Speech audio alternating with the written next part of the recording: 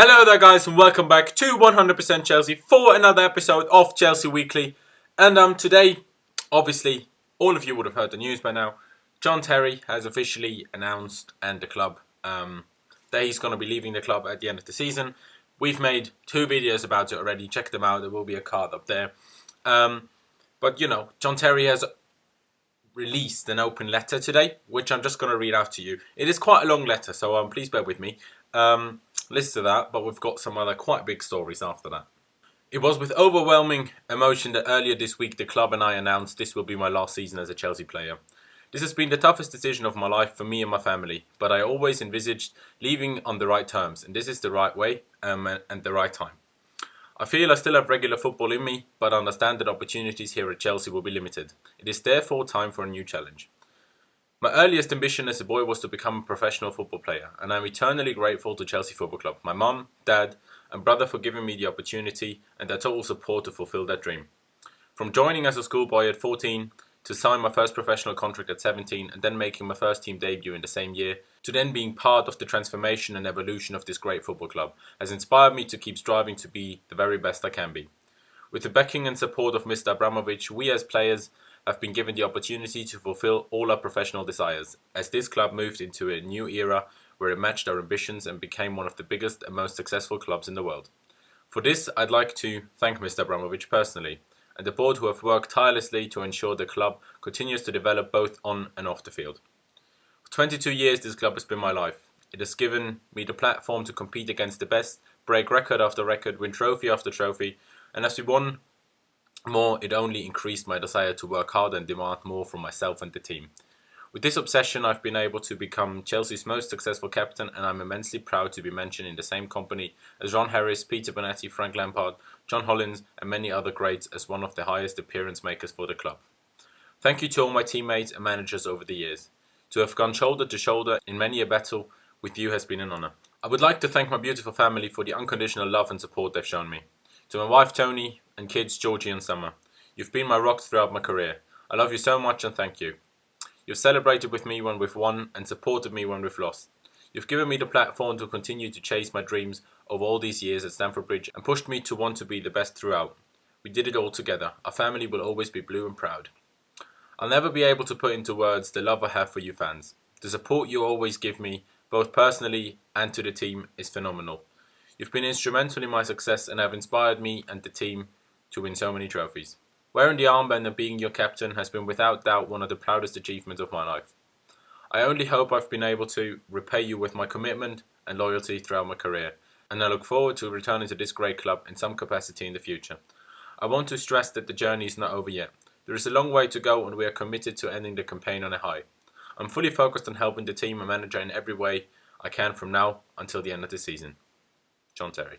And although I've read this letter earlier, just reading it out now, it got me emotional. And obviously he stated a few obvious things. He thanked the people that players in these situations always thank, but especially the words he found for the fans, I find it quite emotional. And now coming to why, another reason why this is in this Chelsea Weekly is because there are obviously rumours going about where he's going to go, and there are a fair few rumours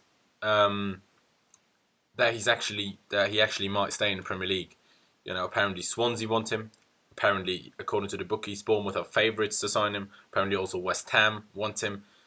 And that would just be heartbreaking to me personally. I couldn't deal with seeing John Terry play against us. Even being the same league against us, sort of competing against us. Yes, he wouldn't go to a rival, like a direct rival, as in fighting for the title. But just seeing him against us, yes, maybe he wouldn't play against us, whoever he signs for in the league. But still, it would just be wrong. I mean, obviously, looking at it from his perspective and leaving the love and loyalty for Chelsea out of it, staying in England and especially in London in case, he moved to West Ham, would make total sense. His kids go to school here, his wife is from here, they all live here, they've lived here their entire life. So moving abroad, whether that's America or Portugal, he's been learning Portuguese, or possibly even China, is a much bigger step than just moving to a lower club in England. And I find it very hard to deal with, but John Terry definitely has deserved the respect and earned that respect. That whatever he does, he will keep that respect, and we won't tarnish him or something and like say, how can you do this? How can you go to another Prem club and this and that? Anyway, yeah, that's pretty much all on John Terry. I hope I don't have to talk about it too much until there is a confirmation about where he has to go, because, like I said, every time I talk about it, think about it, I get quite emotional. Anyway, getting to the news story, the next story, and the Liverpool Echo, a bit of a weird paper, have reported that Everton put a £100 million price tag on Romelu Lukaku.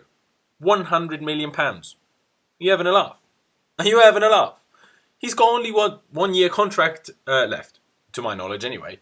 And how can you pay £100 million for a player that's got 1 year on his contract left and plays for bloody Everton?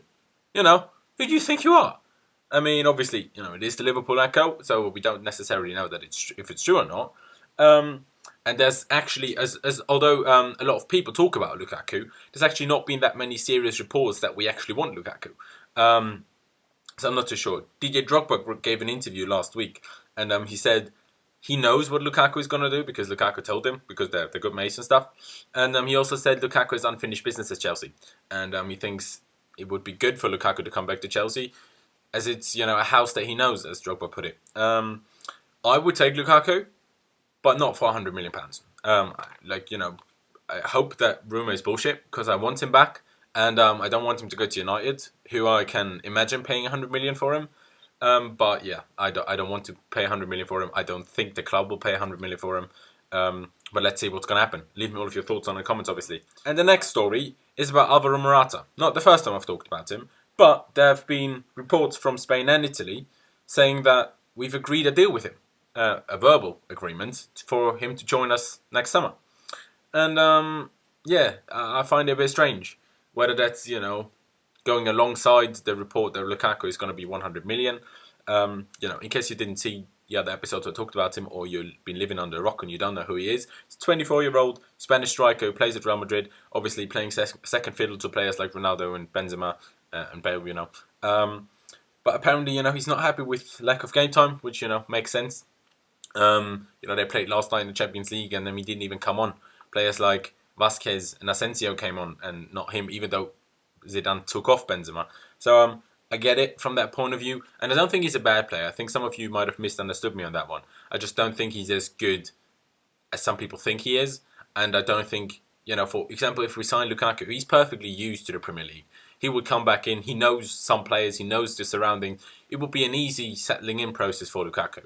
And for Morata, has to learn a new language. Has to play in a league he's never played before. He's not exactly the most physical. So, yes, you could have the argument for Diego Costa. It was quite easy to settle in because, especially his first, 10 games, he scored, loads of goals. But he's stronger than Morata is. So I think it's easier to settle in the Premier League. His style of play was more suited to the Premier League before even coming in. But, I'm not going to say I don't want him. I'm just saying I'm very hesitant on him. But Antonio Conte has earned my trust in the sense of if he desperately wants him, give it a go. Because, if Conte says he's good and he's got stuff in him that maybe no one has been able to show yet, why not? Why not? Obviously, in case you didn't know, Conte already wanted him at Juventus before Conte, resigned from Juventus and became Italian national team manager. And the last story of today is a bit of a weird one. I'm not sure if it's 100% legit. I'm not sure if it's a bit of an excuse. I don't think it is, but, it always could be. So, there have been reports that there's been a virus going around at Chelsea, which was the reason why Alonso didn't play the game. I know in my review I was going off on a rant about how Alonso got injured in warm-up. Obviously after the game I found out, or after recording I found out that he was just ill. He tried to play, but, he just couldn't. And now there have been reports that also Diego Costa and Victor Moses have been affected by the virus and did play the game. Both not having great games in the slightest. Not saying anyone else, maybe Kante, had a much better game. But, if that's true, fair enough. Question is, why do they still play then? Of course, if Moses was injured as well, we wouldn't have any wing back. But, you could have played Willian Pedro Hazard up front if Costa wasn't feeling well. You could have played Batshuayi. I guess Batshuayi is better than an ill Diego Costa. But yeah, I find it a bit weird. and apparently now also Gary Cahill has been struck by that virus. Like now, obviously after the game. So let's hope all of them, if all of that is true, I think it is, but you never know with newspapers. If all of that is true, let's just hope they're all fit and completely fine and completely healthy before we play Tottenham on Saturday. Because we need each and every single one of our players. We need each and every single one of our players to be on 100% fitness, health, and motivation. Because we just need that. Because Tottenham, that will be a very, very tough game. We talk about that game a lot more, over the next couple of days. But yeah, that's really it from me. I know it's been a couple of emotional days, hasn't it? With John Terry leaving, obviously losing to Manchester United, which made the gap a lot tighter at the top of the table, and but also leaving me all of your thoughts on the other stories, on Lukaku's price tag, on Morata, on that virus. What do you think? And obviously also on John Terry. If you have anything else to say to John Terry, not that he's going to read this, but you might want to just tell us what you think about his obviously farewell letter kind of thing, or his personal letter to the fans.